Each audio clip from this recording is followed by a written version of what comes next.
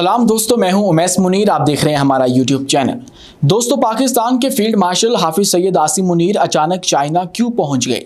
इसके पीछे कोई दिफाई मामला है या फिर भारत को जलाना है? एक तस्वीर फील्ड मार्शल की ऐसी सामने आई है जिसने भारत के अंदर जलजला बर्पा कर दिया है। भारतीय उसके ऊपर सीख पाए, चीखों पुकार हो रही है। उसकी क्या हकीकत है आज की वीडियो में आपके सामने रखेंगे और आपको बताएंगे कि भारत एक बार फिर से किस तरह से शर्मिंदगी उठा रहा है।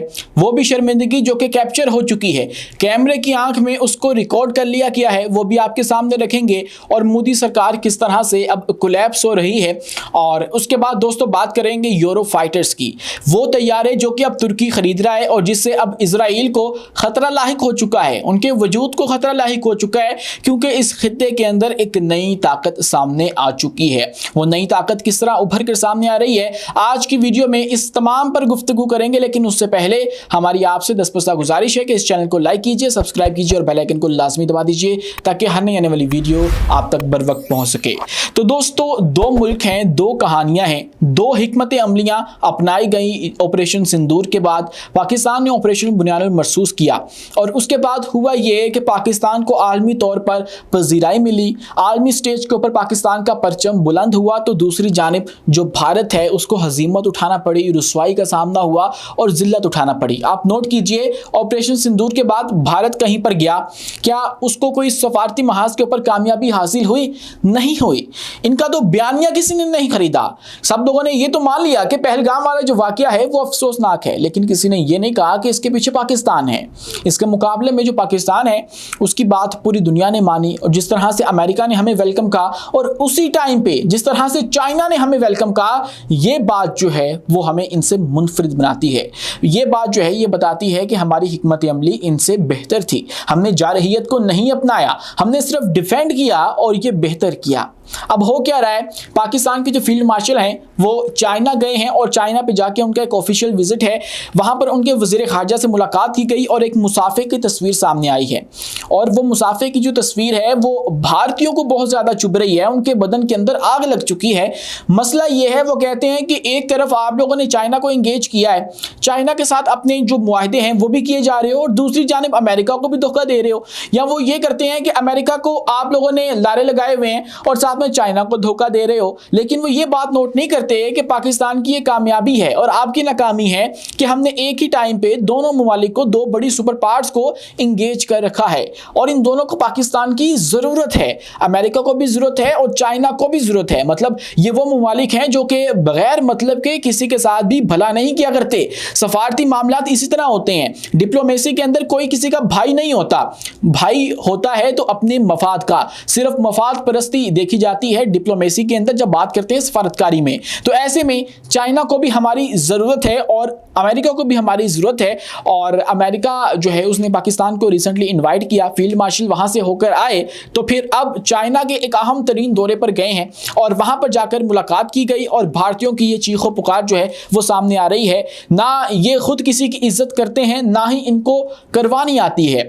और अब हो क्या रहा है कि मोदी सरकार कुछ अच्छा करना चाहती भी है, अपनी आवाम का सर फखर से बुलंद करना चाहती भी है, तो वो उल्टा हो जाता है। कुछ ना कुछ ऐसा हो जाता है कुदरत की जानिब से कि इनको एम्बेरसमेंट का सामना होता है। अब एक वीडियो सर्कुलेट कर रही है, आप देख सकते हैं, बरतानवी वजीर आजम है के स्टॉर्मर, उनके साथ मुलाकात के लिए ये गए, कुछ दिफाई मामला तय करने थे। और जब ये मुलाकात हो रही थी इंग्लैंड के अंदर, तो तब इन्होंने जबरदस्ती उसको गले लगाना चाहा। अब बज़ाहिर तो इसके अंदर कोई बुरी बात नहीं है कि उन्होंने गले लगाना चाहा और अगले बंदे ने नोट नहीं किया और उसने इग्नोर कर दिया, ये बज़ाहिर ठीक है। लेकिन आप अगर उनकी बॉडी लैंग्वेज देखें तो उसके बाद आपको पता लगता है कि भाई इसका मतलब कुछ और है। मतलब जिस्म भी बोलते हैं, जिस्म की जो हरकत व सकनात हैं वो भी आपको बहुत कुछ बता दिया करती हैं। तो जिस तरह से ज़बरदस्ती आगे बढ़ के बरतानवी वज़ीर आज़म को गले लगाने की कोशिश की गई, ये हमें यह बताती है कि ये मोदी कितना बेताब था उनसे मुलाकात के लिए। और उसके मुकाबले में जो पाकिस्तान है, आप देखिए कि उनको खुद इनवाइट किया जाता है, अमेरिका में ज़ोहराने पर दावत दी जाती है। तो ये क्लियरली एक कामयाबी है, एक बढ़तरी है पाकिस्तान की इनके ऊपर। और पहले मैदान जंग के अंदर इनको मात हुई, अब खारजा महाज के ऊपर भी इनको सुबकी का सामना है, इनको हजीमत उठाना पड़ रही है। मसला सिर्फ क्या है, ये नहीं बात मैटर करती है कि कौन आगे है, बात यह है कि किसकी हिकमत अमली दुरुस्त रही। क्या फॉल्स फ्लैग ऑपरेशन करके दूसरे मुल्क को जो है बदनाम करना, उसके खिलाफ एक महाज खोल देना, ये वाली स्ट्रेटजी बेहतर थी, या फिर सुकून से दुश्मन का जवाब देना और सिर्फ अपने मुल्क को डिफेंड करना, ये वाली हिकमत अमली बेहतर थी? तो क्लियरली जवाब आपके सामने है, फैसला आपका है, आपने डिसाइड करना है। दोस्तों इसी के साथ यूरो फाइटर जेट हैं, और ये टाइफून फाइटर जेट जो कि बरतानिया, इटली, स्पेन ने मिलकर बनाए थे और अब जो है वो तुर्की को दिए जा रहे हैं, क्योंकि तुर्की भी नेटो का हिस्सा है और अब तुर्की को ये चाहिए थे। 4.5 जनरेशन के दुनिया के जदीद तरीन के तैयारे समझे जाते हैं। अब इस खिते के अंदर एक और मुल्क भी है जिसके पास 5वीं जनरेशन है, और वो है इजराइल। इजराइल के पास F-35 है। हाँ, ये बात तो है कि ये उनका मुकाबला नहीं कर सकते किसी भी सूरत। F-35 और यूरोफाइटर टाइफून का मुकाबला नहीं हो सकता है, लेकिन तुर्की के जो रिसेंटली कुछ डेवलपमेंट सामने आई हैं उसके बाद इजराइल को खदशा है, इजराइल को अपना वजूद खत्म होता हुआ नजर आ रहा है। और जेरूशलम पोस्ट से बात करते हुए एक इजरायली ऑफिशियल ने इस बात का इजहार भी किया कि जिस तरह से तुर्की अपनी जो डिफेंस है उसको बेहतर से बेहतर करता चला जा रहा है, तब हमें जो है वो मुश्किल हो जाएगी मुस्तकबिल में इस इलाके में बदमाशी करते हुए, और हमें टक्कर देने के लिए तुर्की तैयार हो जाएगा। सिर्फ ये यूरोफाइटर्स की बात नहीं है, इसके अलावा वो अपना कान तैयारा भी तैयार करें। अगर यूरोफाइटर्स F-35 का मुकाबला नहीं कर सकते तो फिर कान तैयारा तो कर सकता है, और कान तैयारा जो तैयार होने वाला है जब वो ऑफिशियली ऑपरेशनल कर दिया गया, तो आप याद रखिएगा कि इजराइल तुर्की की जानिब भी आएगा। और तुर्की ने पहले ही जो एक तरह की धमकी है वो लगा दी हुई है इजराइल को,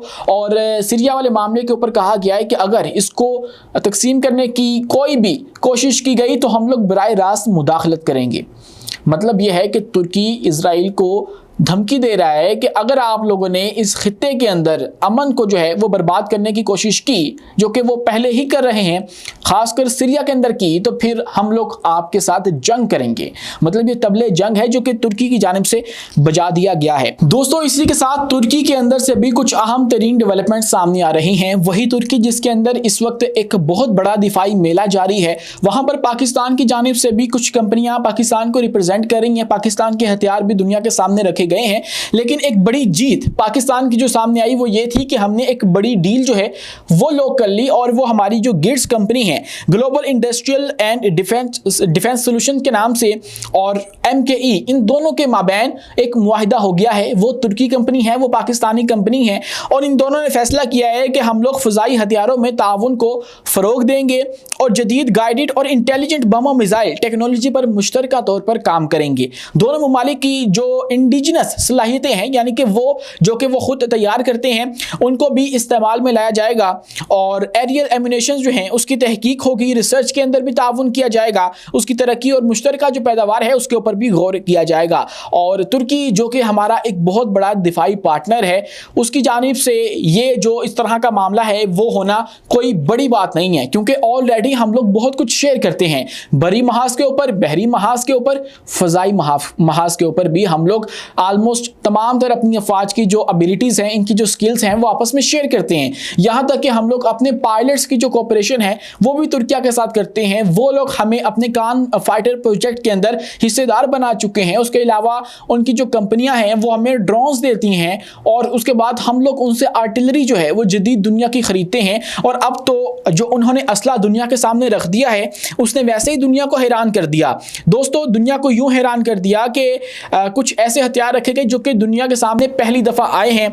दोस्तों जो अहम तरीन और ख़तरनाक चीज़ उन्होंने दुनिया के सामने रखी है वो उनका लेज़र टैंक है।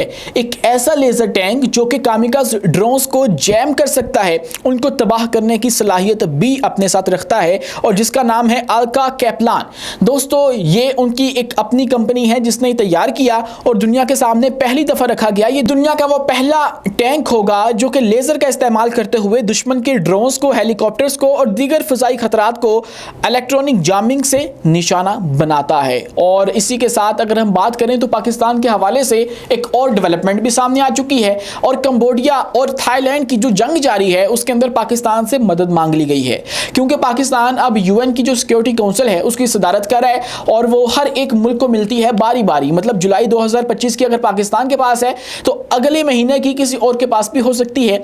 अब पाकिस्तान चूंकि सदर था तो इसीलिए कुदरत की जानिब से शायद यही मंजूर था। पाकिस्तान को एक खत लिखा गया और कंबोडिया ने कहा कि आप लोग हमारी जंग बंदी करवाओ। उसका जो मकसद है, उसका जो मफहूम है वो मैं आपके सामने रख रहा हूँ वन लाइनर के तौर पर, कि ये कहा गया है पाकिस्तान को कि आप लोग हमारी जंग बंदी करवाओ as a president of UN security council. और इस खत के बाद जो है वो हो सकता है पाकिस्तान इनका मुद्दा भी उठाए, क्योंकि इनकी जंग बहुत ज़्यादा शिद्दत इख्तियार कर चुकी है। कंबोडिया के अंदर पाकिस्तानी भी मौजूद हैं, थाईलैंड के अंदर भी कुछ पाकिस्तानी मौजूद होंगे, तो उनके लिए भी खतरा है। और इतनी शदीद जंग है कि मिसाइल दागे जा रहे हैं एक दूसरे के ऊपर, F-16 से बमबारी की जा रही है। लोकल कम्युनिटीज़ इससे बहुत ज़्यादा मुतासिर हो रही है। मतलब आप यूँ समझ लीजिए कि उनकी जो सरहदी इलाके हैं वो जहन्नुम बन चुके हैं, तो ये गलत ना होगा, वहाँ पे रहना नामुमकिन हो चुका है, लोग वहाँ से निकल रहे हैं, नकल मकानी की जा रही है। तो उन्होंने फिर पाकिस्तान से कहा है कि ये थाईलैंड ने हमारे खिलाफ जारहियत की है, तो आप लोग इसका जो मुद्दा है वो उठाएं और इसके हवाले से एक करारदाद जो है वो सिक्योरिटी काउंसिल के अंदर पेश की जाए। आज के लिए इतना ही। अपने मेज़बान उमैस मुनीर को दीजिए इजाज़त, मिलते हैं अगली वीडियो में किसी नई मालूमात के साथ। शुक्रिया, अल्लाह हाफिज़।